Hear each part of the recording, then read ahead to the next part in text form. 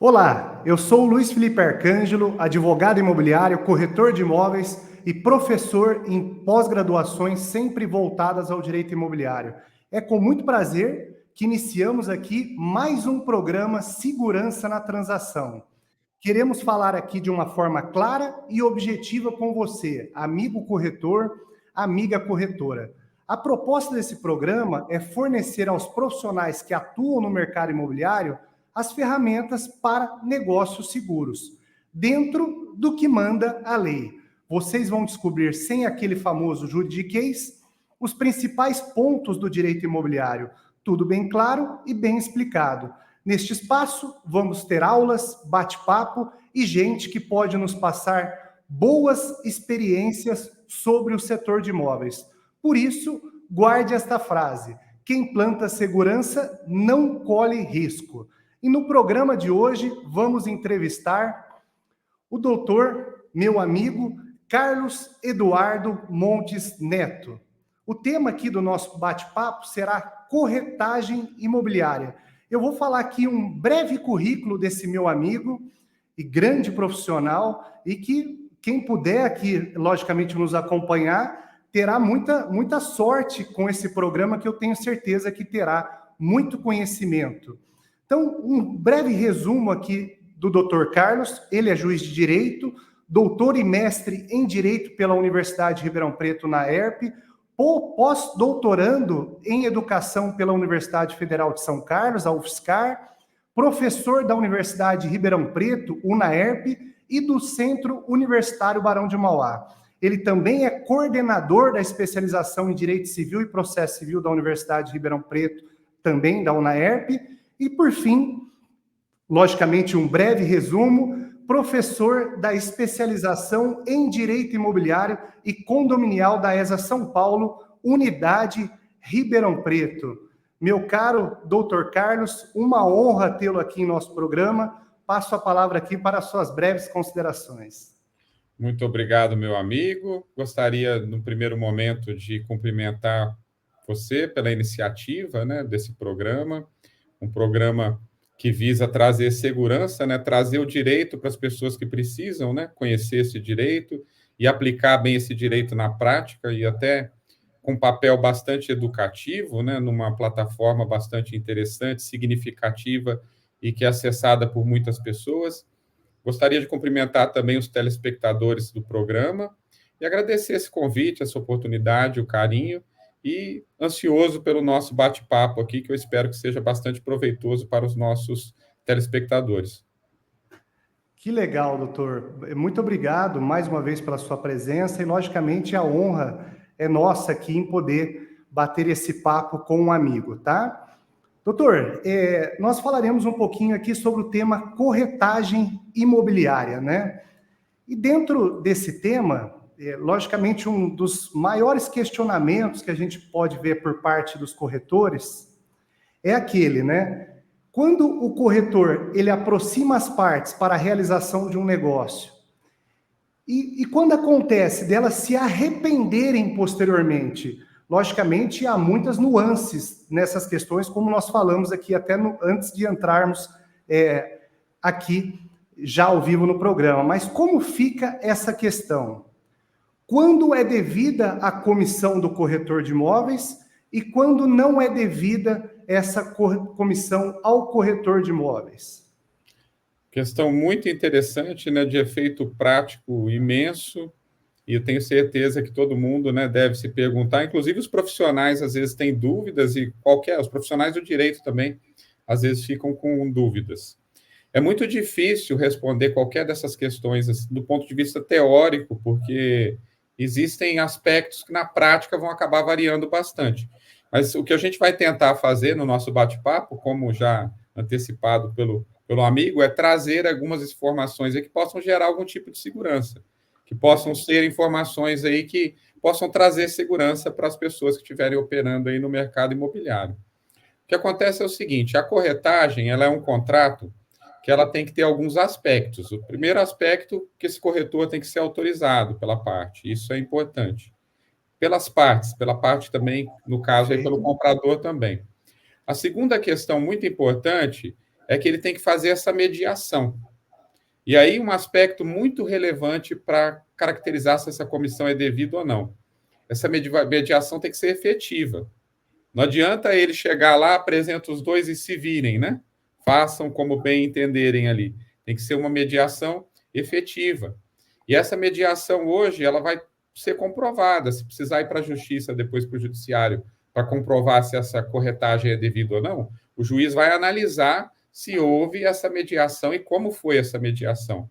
E hoje é muito fácil de comprovar a atividade do corretor, né? O corretor diligente, ele vai se valer de e-mails, ele vai se documentar, ele vai valer de mensagens também nos aplicativos, como o WhatsApp, então ele vai se documentando e vai comprovando todo aquele progresso na negociação. Mas isso só não basta também. Tem um outro aspecto que vai ter que acontecer, que é o resultado útil. Tem que haver o resultado útil dessa corretagem. O corretor, às vezes, é um trabalho muito difícil, né? Eu admiro demais os corretores, e quando eu vou fazer alguma transação imobiliária, eu tento prestigiar os corretores, porque a gente sabe a dificuldade que é, né? Às vezes o corretor fica negociando um mês, ou às vezes um prazo até maior, sem que ele consiga preencher esses requisitos para que seja devida aí a sua comissão. E às vezes ele tenta, se esforça, né? O seu tempo, o corretor não tem dia também, eu sei disso, né? Pelas negociações que eu já fiz, ele atende as partes antes do horário da manhã, às vezes o horário de almoço, à noite, né? Finais de semana também, já troquei mensagens, né, em situações que eu fiz transações imobiliárias com corretores nos finais de semana.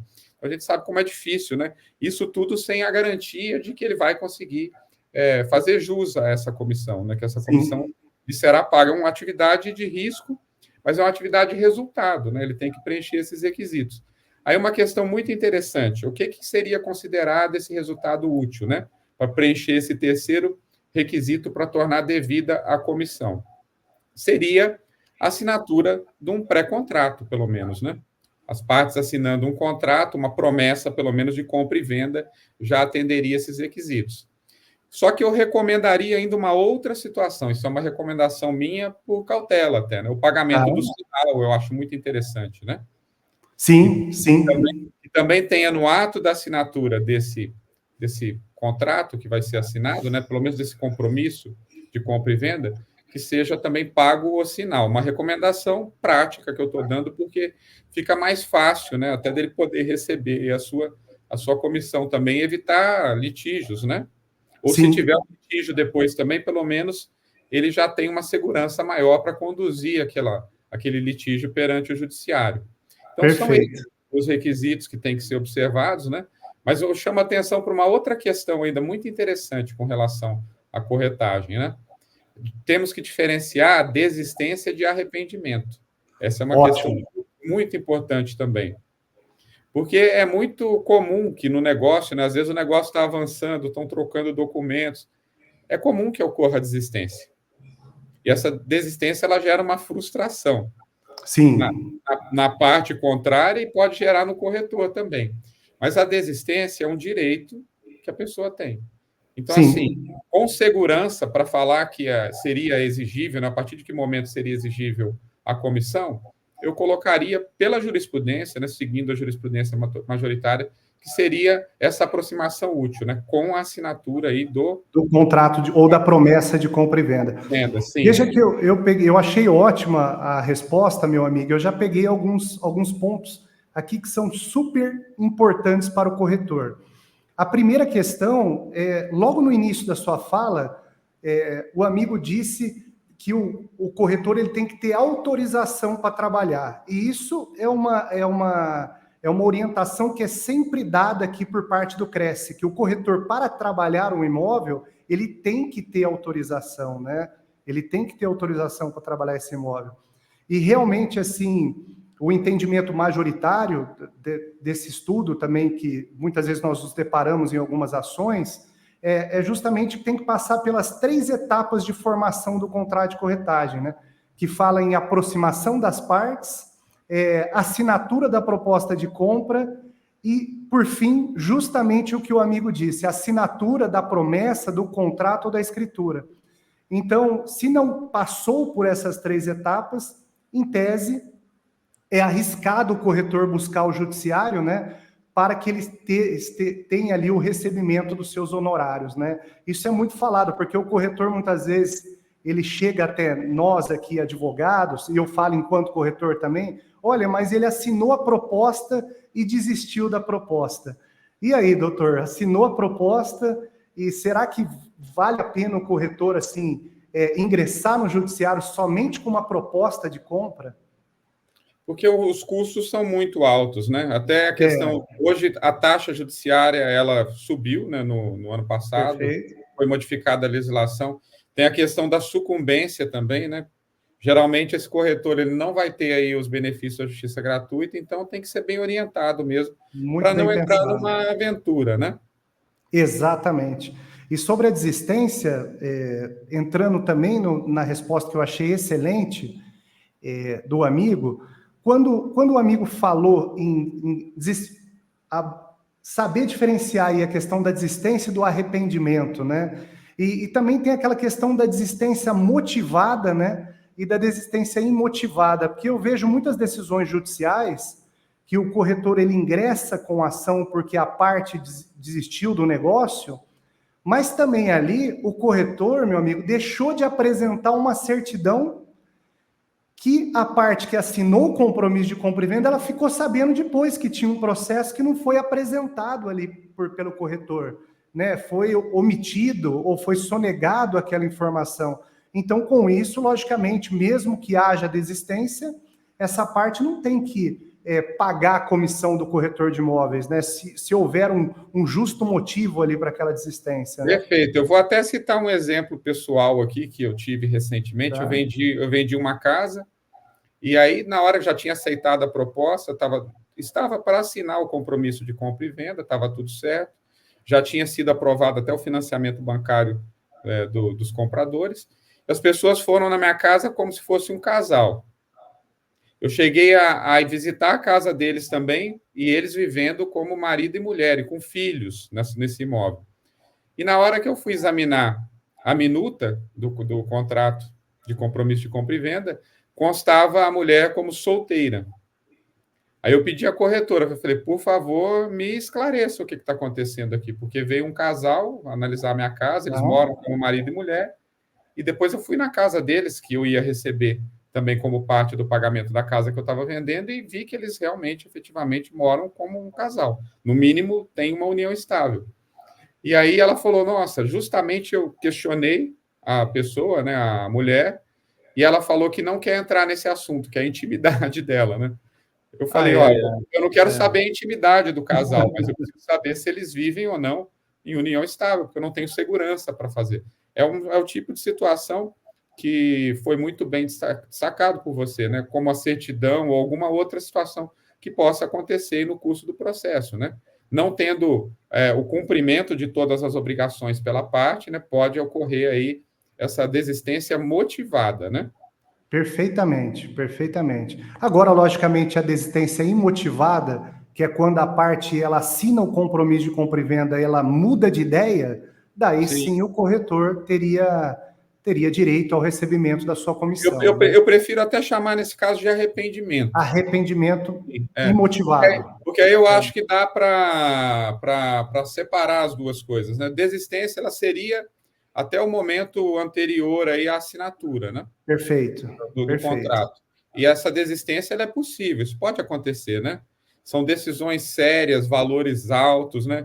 Às vezes a pessoa acha que pode também pagar, comprar, depois ela percebe que ela não deu um passo maior do que ela podia, né? Normal acontecer. Então, assim, a jurisprudência até às vezes faz essa distinção, né, entre desistência e arrependimento. Agora, o arrependimento eu mudei de ideia, assinei o contrato, mas mudei de ideia. Eu assinei o contrato, paguei o sinal e mudei de ideia. Aí, nesse caso, a comissão ela é devida porque o corretor atingiu aí o resultado que é esperado dele.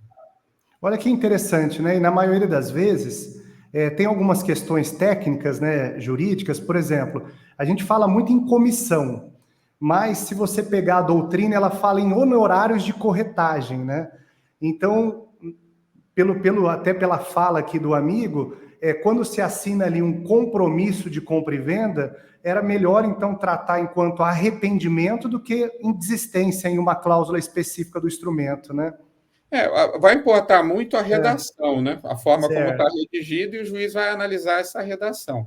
É que eu percebi uma tendência da jurisprudência de realmente fazer Muito bom. essa diferença, né? Porque são duas coisas muito diferentes, né?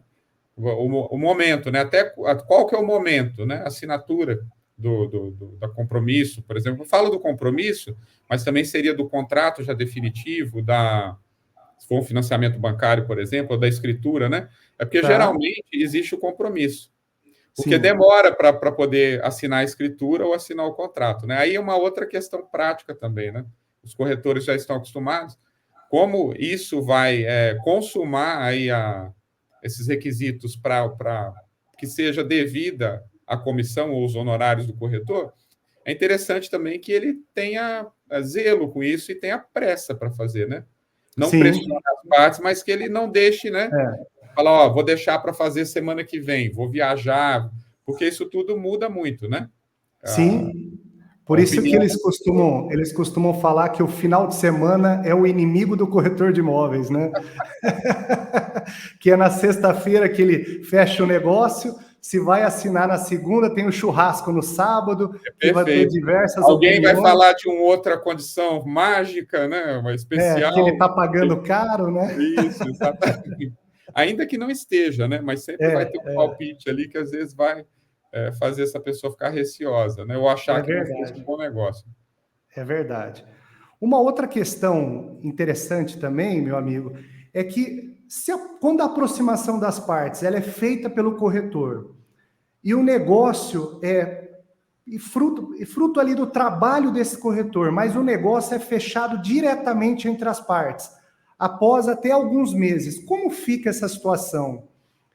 O corretor ele teria direito ao recebimento por ele ter executado esse trabalho e as partes fecharam o negócio depois? E há um prazo para entrar com essa ação, para a imobiliária, o corretor entrar com essa ação? Perfeito.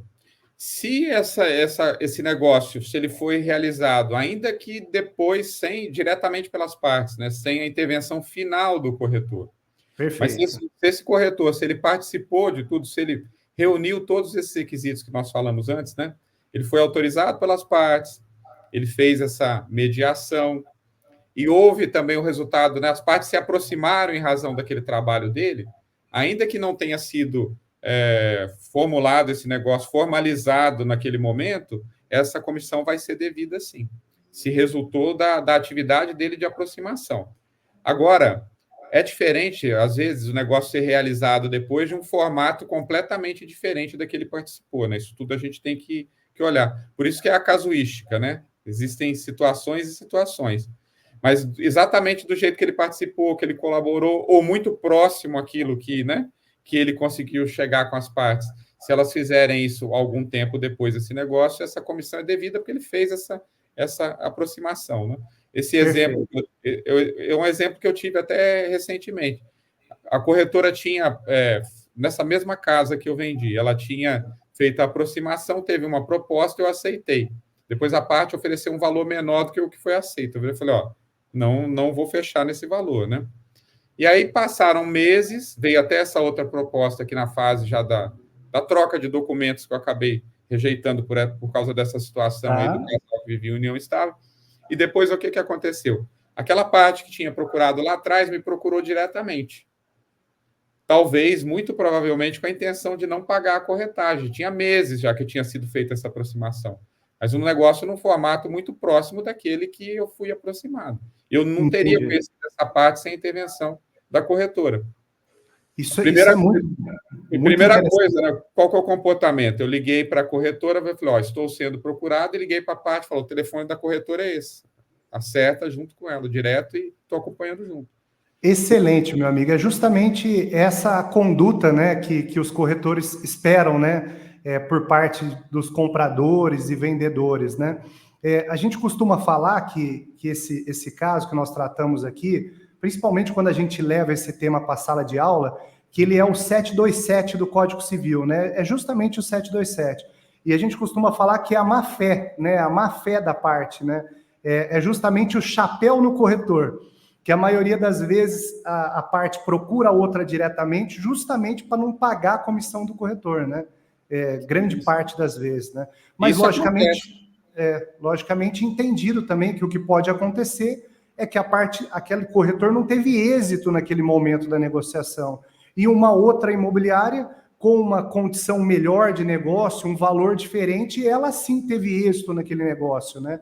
Daí não seria ali devido a essa comissão, essa primeira imobiliária que tentou ali executar o negócio, né? A Perfeito, prestação de serviço. perfeito. Dentro dessa casuística, né? Mas, assim, tem que tentar avaliar a intenção da parte mesmo. Em alguns casos, fica claro que a parte esperou algum tempo, às vezes, alguns meses, né? Para concluir o negócio daquela mesma forma, justamente para não pagar a comissão, né? É a má-fé mesmo, né? Exatamente. A Ela vai intenção ser... de não pagar. Quando fica Exato. claro, daí não tem erro, né? Fica mais fácil até para que o corretor busque o judiciário, né? Sim, sim. E com relação ao prazo, né? O prazo na jurisprudência é o prazo prescricional de 5 anos para buscar o Ótimo, recebimento. ótimo. Uma boa pergunta que é questão de dúvidas até por parte dos próprios colegas advogados, né? Qual o prazo que eu teria para entrar com essa ação de execução ou ação de cobrança de corretagem, né? Isso é importante. Ficou muito claro, muito legal a resposta. E dentro desse contexto, que nós conversamos também, não basta também, né, meu amigo, o comprador levar o comprador na visita de um imóvel para que o corretor tenha direito ao recebimento dessa comissão, né? O corretor, logicamente, ele tem que passar por todas essas etapas que nós falamos aqui durante esse bate-papo, não é isso? Perfeito, né? Ele tem que sofrer na negociação também com as partes, né? Ele vai fazer essa intermediação. Sem essa intermediação, não vai estar preenchido, né? O resultado útil não vai ter acontecido por uma atuação dele, ele não vai fazer jus aí ao pagamento da comissão. Então, isso é muito importante, né? E não só de fazer essa intermediação, de comprovar essa intermediação, né? Porque se for questionado depois, ele tem todos os documentos, né? Procurar ter esse cuidado de formalizar, né, por e-mail ou por mensagens, né? E a gente costuma falar que só o WhatsApp também acaba se tornando uma prova fraca, né? Em razão de todas essas decisões que a gente tem acompanhado, né? O WhatsApp tem que ser uma prova complementar dentro desse... O problema até hoje dá para editar uma mensagem, dá para apagar uma mensagem, então é melhor fazer por e-mail, né? O WhatsApp é uma prova documental, né, do processo. Hoje não dá para ignorar, né, que os negócios são feitos aí por WhatsApp, né? Você faz uma reforma numa casa, constrói uma casa, às vezes usando o WhatsApp, né, num apartamento, por exemplo. Então, assim, a gente faz vários negócios. Mas se puder formalizar por e-mail é melhor, porque vai se documentar, né? O e-mail, por exemplo, mandou, não tem como apagar esse e-mail que foi encaminhado, né? Fica muito mais fácil de formalizar, né? Que é o protocolo que as construtoras fazem também, né? Elas tomam esse cuidado também quando estão fazendo transações imobiliárias. Então, é bem interessante para evitar dores de cabeça, né? Exatamente, exatamente. Uma outra questão é que hoje, principalmente, nós temos muitas imobiliárias que fazem parte até de franquias, né? E se deparam ali com, em tese, uma garantia, quando a imobiliária ela tem aquela famosa gestão com exclusividade, né? Ela teria uma garantia maior. Então, sim, qual é a consequência, por exemplo, num contrato, que há ali um contrato de exclusividade, gestão de exclusividade, quando não há aquela parte, aquele vendedor, que na maioria das vezes é o contratante, ele faz um negócio, mas sem a participação dessa imobiliária que tem a exclusividade. Perfeito. A exclusividade ela é muito importante no contrato para poder preservar os direitos daquela empresa que está investindo, às vezes, né? Ou o corretor que está investindo aí nessa transação imobiliária.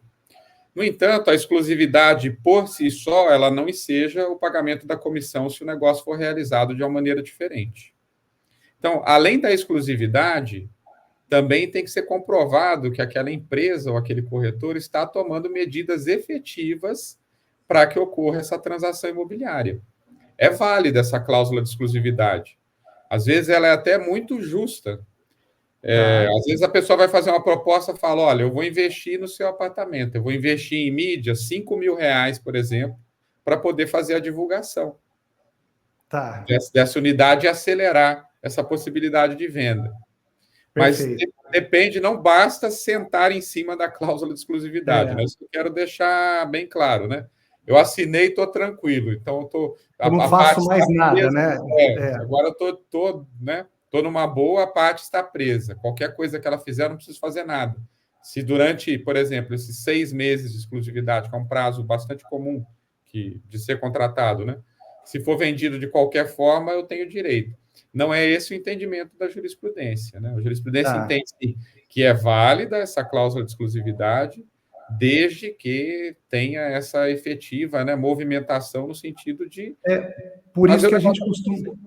Porque o contratante, né, doutor, desculpa interromper, ele teria até que provar ali que a imobiliária ela agiu naquele trabalho com precariedade, né, de forma incompleta, né? Ela não agiu. Por isso que a gente costuma falar, e eu penso, não sei se está correto aos nossos clientes, que trabalham muito com exclusividade, que tem que ter o relatório de visita, né? Cadê o relatório das visitas que foram efetuadas? Cadê os investimentos que foram feitos em propaganda daquele imóvel? Porque se algo acontecer, são as provas que você, logicamente, vai anexar nessa petição inicial, né? Perfeito, porque se não demonstrar, isso vai ser um ônus né, do corretor, porque ele vai ter que buscar.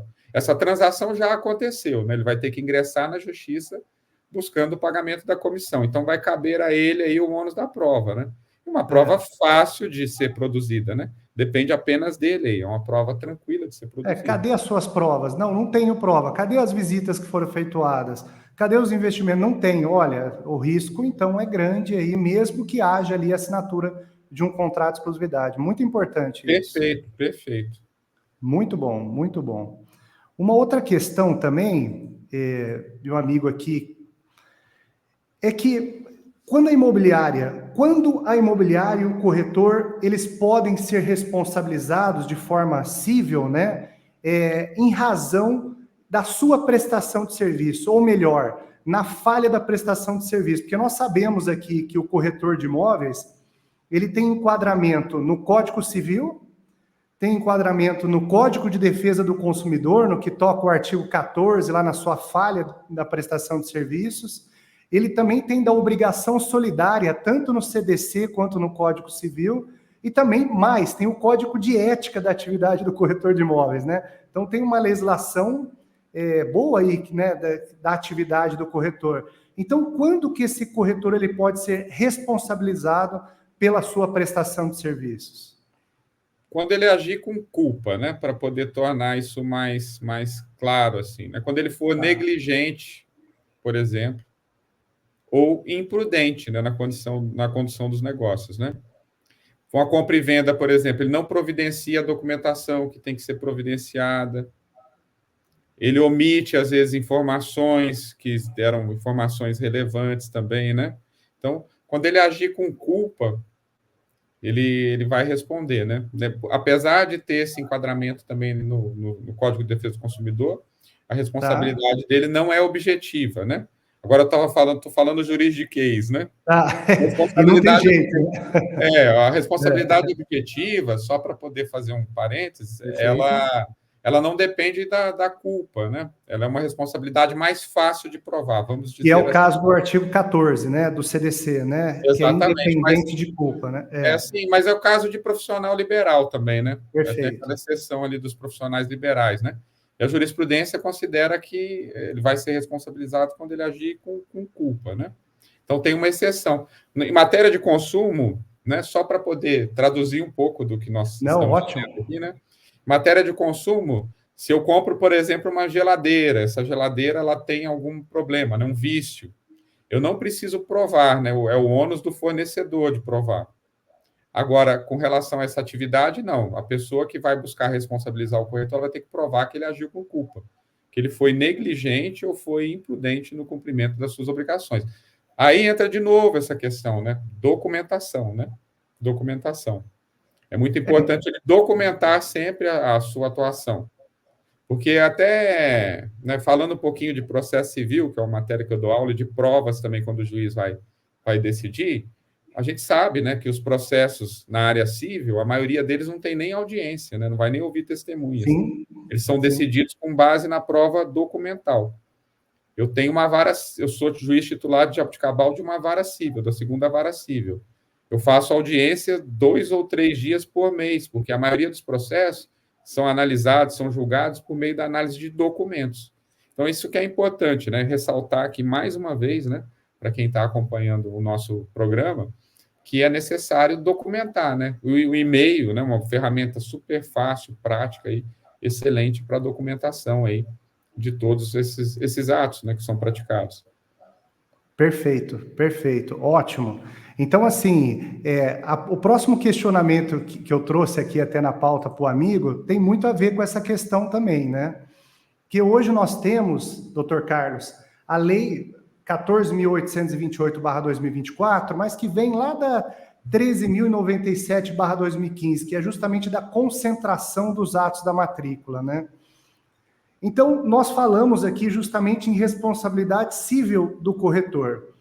Então, dentro do que manda essa lei, e essa lei, se você fizer, se nós fizermos a leitura da lei em si, a lei é clara que você não pode provar, deixar ali registrada a má-fé daquela pessoa em razão de ela não ter emitido as certidões. Porém, é uma questão que, muito provavelmente, conversando aqui com muitos amigos, deve chegar longe, né? Essa matéria. Imagino que talvez até o Supremo, em razão aí das normas infraconstitucionais, se colidirem aí, né? Então, logicamente, a gente tem que falar um pouquinho disso também. O corretor, ele pode deixar, nesse momento, pelo menos, de tirar as certidões negativas, quando na mediação, quando na intermediação daquele imóvel? Excelente questionamento, né? Eu dou até os parabéns aí à Comissão de Direito Imobiliário da OAB de Ribeirão Preto. Eu assisti, inclusive, uma palestra no ano passado sobre o assunto, né? Doutora Liende, né? Doutora Sim, Liende, foi uma embargadora aqui palestra do PJ, né? excelente, né? Foi muito esclarecedora. Eu concordo com o que ele falou naquela oportunidade, né? Assim, a intenção sempre do legislador é de conferir maior segurança, né, para as transações, especialmente nos registros públicos. Mas não existe algo 100% seguro, né? Eu acho muito difícil. Eu não consigo hoje visualizar a adoção agora ou nos próximos anos, né, de uma maneira tão rápida. Quem sabe hoje, né, com o desenvolvimento aí das tecnologias, né, questão envolvendo a inteligência artificial, talvez um dia nós possamos chegar num grau de segurança ainda maior, né? Não sei se total, né? Mas ainda não é seguro, né, fazer esse tipo de transação sem buscar documentação. E é uma questão cinzenta, questão que envolve a responsabilidade civil. Essa responsabilidade ela vai ser tratada em casos milionários, né, os imóveis, o mercado imobiliário, né, os imóveis subiram os preços, sempre tiveram preços substanciais, hoje em dia ainda mais caro ainda, né, o metro quadrado, né, falando aqui de Ribeirão Preto, São Paulo, por exemplo, são transações milionárias. Eu acho que toda cautela é bem-vinda, né, não vou falar que é pouca, né, ela é muito bem-vinda porque o que acontece? Esse corretor pode ser questionado depois. E sendo questionado, ele tem como apresentar. Tomei todas as diligências normais, né? Também não precisa tomar. Essa é uma outra questão muito interessante também, né? Eu tenho um amigo, por exemplo, que vai fazer transação imobiliária, ele vai fazer exigências que são acima do normal. Ele é advogado e ele sempre vê problemas naquilo que está fazendo e tem medo de dar errado. Não, o corretor também não precisa, né? Tomar diligências também que fogem muito da normalidade, mas tem diligências que são consideradas normais. A exemplo das certidões de praxe que são exigidas Sim, de sim. processo, né? E a gente costuma falar foi ótimo, inclusive, essa fala, porque a gente costuma falar que até o doutor Alexandre Gomide, na palestra aqui do nosso congresso, inclusive que o amigo fez uma palestra fantástica sobre a expulsão do condômino antissocial, né? Foi um tema, uma ótima discussão. E o Dr. Gomide falou que hoje o pessoal fala em due diligence imobiliária, né? Que é nada mais que uma auditoria ali que é feita, né? Essa due diligence naquele imóvel. E eu vejo isso mesmo. Eu costumo falar que o advogado na due diligence imobiliária ou nessa auditoria, ele trabalha no sentido de viabilizar o negócio e não no sentido de ficar criando situação para que o negócio eventualmente não dê certo, né? Porque eu sou Perfeito, porque já é advogado. difícil, né? Já é difícil. O advogado é contratado e, de repente, ele está criando certidão, mas não tirou essa, mas ele participa de uma associação, tem que tirar as certidões da associação. Mas como? Da associação? Por que tem que tirar? Ah, ele foi síndico do condomínio. Mas tudo bem, ele é síndico profissional, mas ele está respondendo alguma ação? Então, eu passei por uma experiência que é muito isso, né? O advogado deve tomar os cuidados, logicamente, mas não no sentido de atrapalhar, ele deve ser parceiro também ali daquele comprador ou do vendedor ou até mesmo daquela imobiliária, né? Então é justamente isso. Hoje eu me deparo em muitas situações aqui, doutor Carlos, que eu vejo, aparecem ali alguns apontamentos do vendedor e, logicamente, a gente solicita um relatório para o advogado do vendedor para que a gente possa analisar aquele processo, se dá para seguir com a transação ou não. E muitas vezes eu recebo um parecer por parte do advogado falando da Lei 14.828 de 2024, que não precisa tirar mais certidão.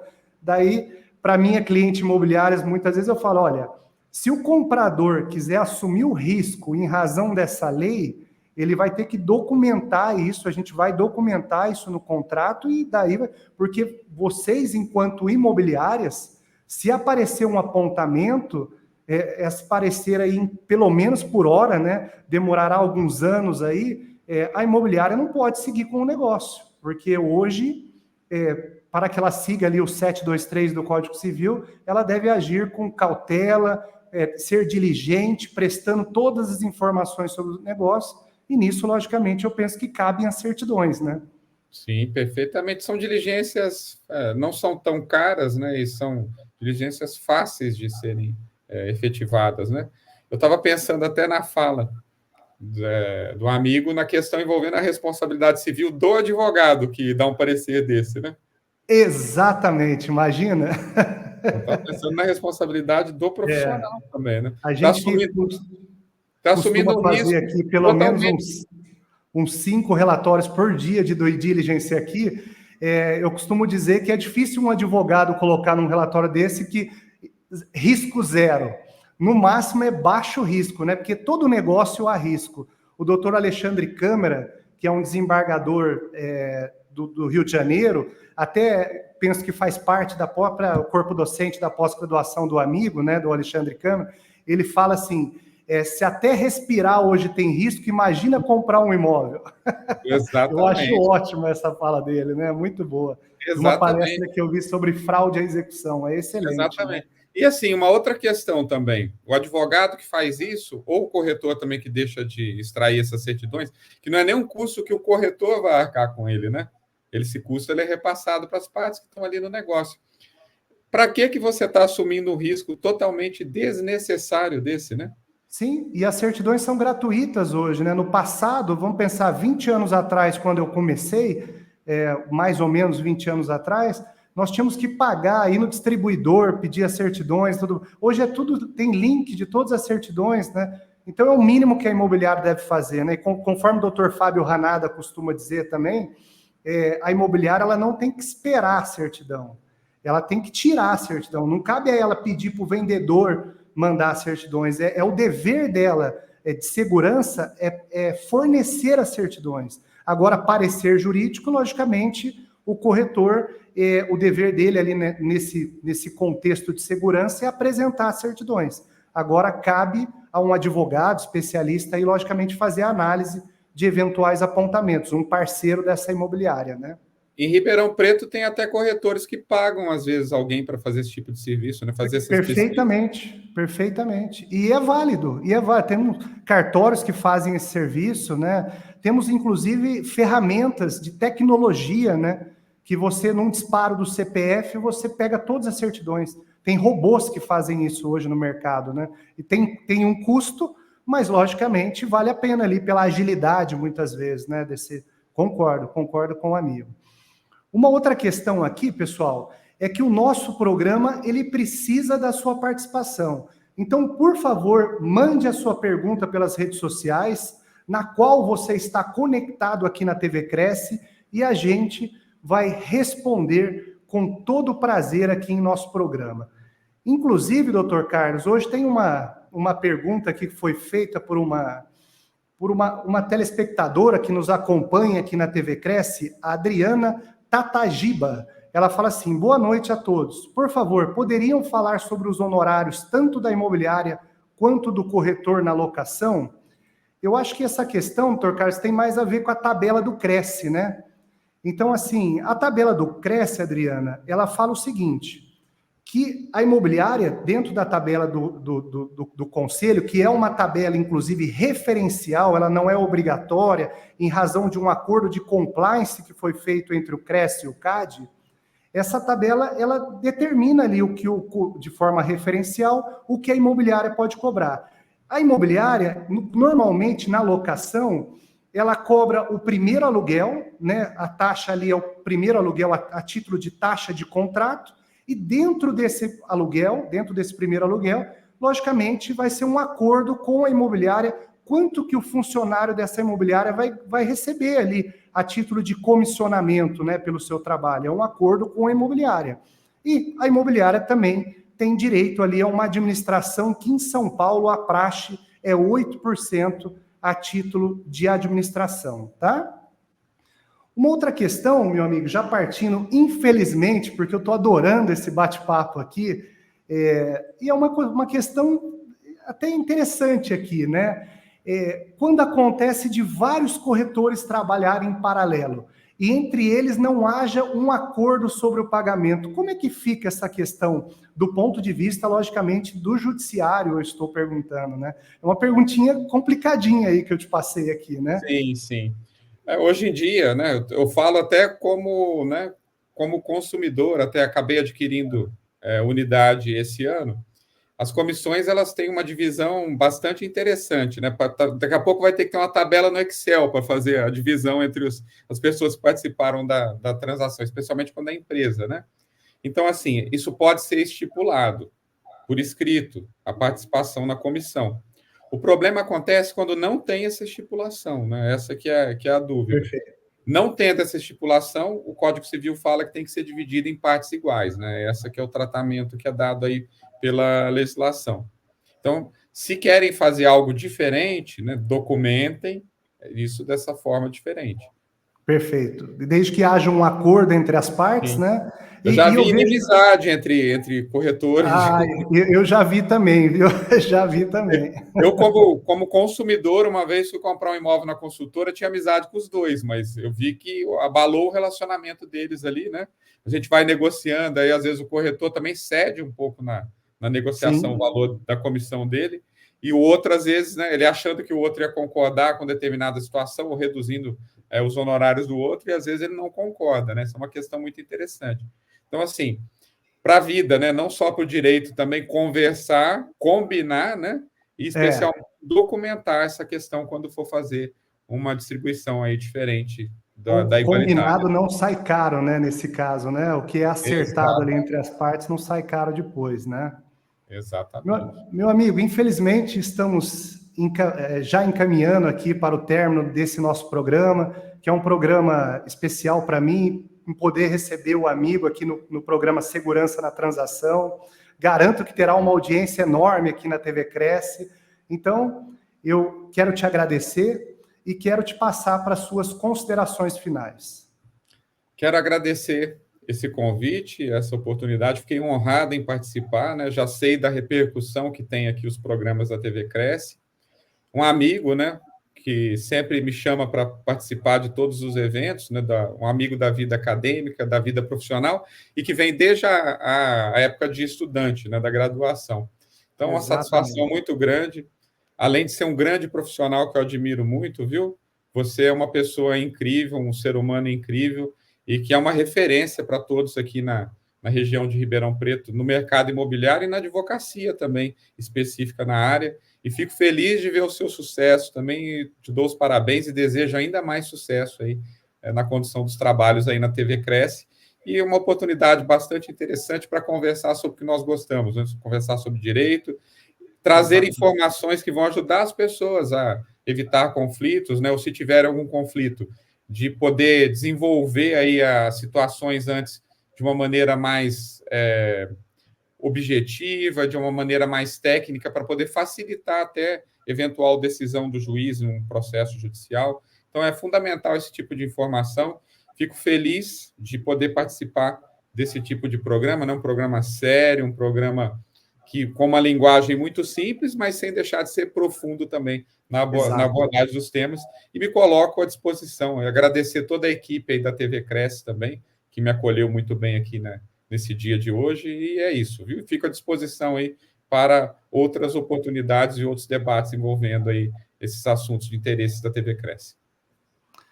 Muito obrigado, meu amigo. Saiba que a admiração e o carinho é recíproco. Eu também acompanho o amigo desde a época que nos conhecemos como estudante. Já sabia que o amigo ia chegar onde chegou. Isso era certo para nós ali, colegas de turma. Então, eu fico muito feliz de nós continuarmos a nossa amizade e, sem dúvida, nós gravaremos aqui um outro programa, tá? Logicamente, se o amigo aceitar mais esse convite, que sem dúvida eu farei. Convites do meu amigo Luiz Felipe Arcanjo não são convites, né? São convocações. Ah, é isso aí, uma intimação, né? Amigo, muito obrigado. Então, vamos lá, turma. Chegamos à reta final de nosso encontro de hoje. Foi muito legal estar aqui com vocês e eu reforço que em qualquer negócio é preciso ter segurança na transação. Para encerrar, quero agradecer à diretoria do CRES pela oportunidade, principalmente ao presidente José Augusto Viana Neto, que eu não canso de falar, que inclusive fez o prefácio do nosso último livro, para minha honra. Então, já finalizando, e antes do adeus, não esqueça, quem planta segurança não colhe riscos. Um abraço e até a próxima.